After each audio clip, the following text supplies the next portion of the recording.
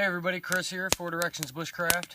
Finally got out to the woods to do a couple of different videos that I've been wanting to do for quite a while. And today we're going to fire harden a spear. You know, you can use spears for many different things, protection, hunting. So we're going to fire harden the tip of a spear, and also we're going to make a 4-pronged gig for frogs, or you can use it for snakes, you can use it for anything, protection. So what I've got in here is a piece of cedar. The general rule is you want it taller than yourself. So it's plenty taller than me. And for that reason, when you're walking and you don't trip and you don't fall on it. If it was shorter than me, I'd have a better chance of falling on top of it. Taller than me, normally you're not going to fall on top of that. Now, I just have the end sharpened. With this cedar, you really wouldn't need to necessarily fire harden this. It's already a pretty deadly point there, and it's really hard in the middle of that in that cedar. But to show you how to fire harden, you don't really want to stick it directly into the flame, into the coals. You just want to heat up the end, and you want to keep just rotating it. So what I'll do is I'll just prop it up on here and pretty much almost let it cook. What you're doing is you're solidifying the starches in there, and that's what fire harden is. You don't necessarily want to char the end of it. You just want to heat up those starches enough in the wood that they solidify, therefore creating a hardened point. Now, like I said, this cedar's already hardened. But if I didn't have cedar and I had something else,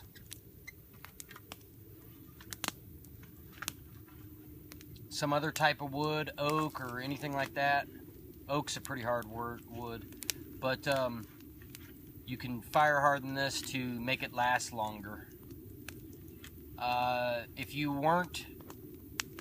didn't want to fire harden it, it wouldn't last as long. I mean, this would still be effective, like I said, but if I went and jammed this into anything and it hit some bone or whatever, maybe this would only be good for one use instead of multiple uses. So I just want to harden this. Another way of hardening a spear point is to do it by friction and rubbing this across the log over and over and over again, heating up the tip of the spear by friction,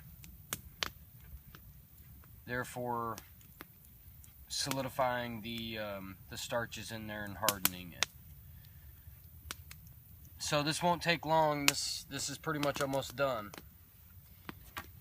Let me see if I can get you a better look at it. So we have that end done. What I'm gonna do at the other end is baton this down to however long I want my gig to be. Baton it down, and then we're going to baton it down again. So I'll show you that real quick. Till it splits. Which we got a good split there. And then what we want to do is baton it down the other way, making 4 prongs.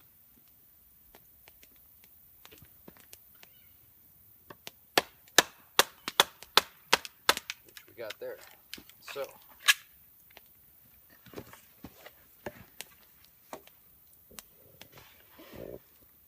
like that. What I'm going to do is use my knife to create that space.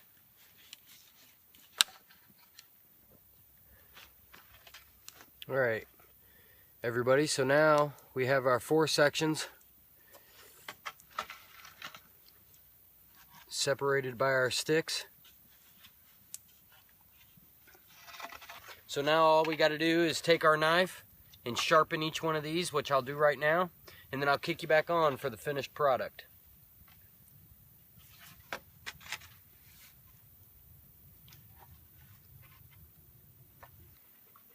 So basically what I've done is spread them further and further apart. And I'm starting to get them to points now.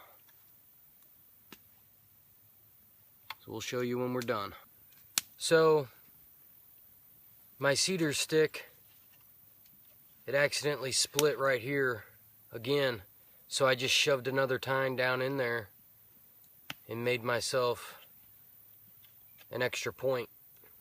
So now I have 5 points.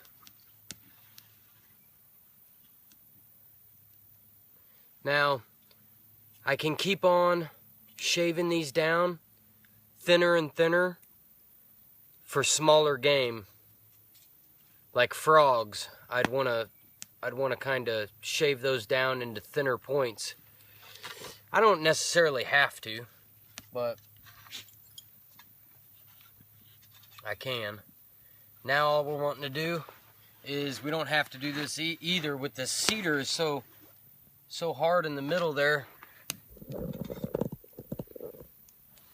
But just to show you, we'll go ahead and fire harden these too. So again, just not shoving it down into the coals, just rotating. Will you move that? Just rotating them over the flames.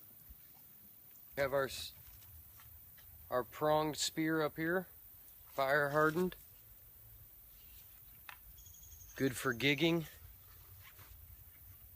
And then our solid spear at the end, which will essentially be the one that I walk with. So it's plenty taller than me, so I'm not going to fall on it or anything. And it's plenty tall enough where I can keep away from any predators or anything like that. You can take this, shove it into the ground, and have it braced for predators. You can make a lot of these and put them around your camp. That's what I would do. I would probably make a lot of these just so I had easy access to them, and then I would make one where I walked around with it as well for protection. So anyway, that's an easy way to make your to make a primitive weapon, to catch food with it, and to protect yourself, of course. So thank you for your views, your comments, and support. And you guys have fun out there, and we'll catch you guys on the next one. Have fun out there. Have fun out there. That's right.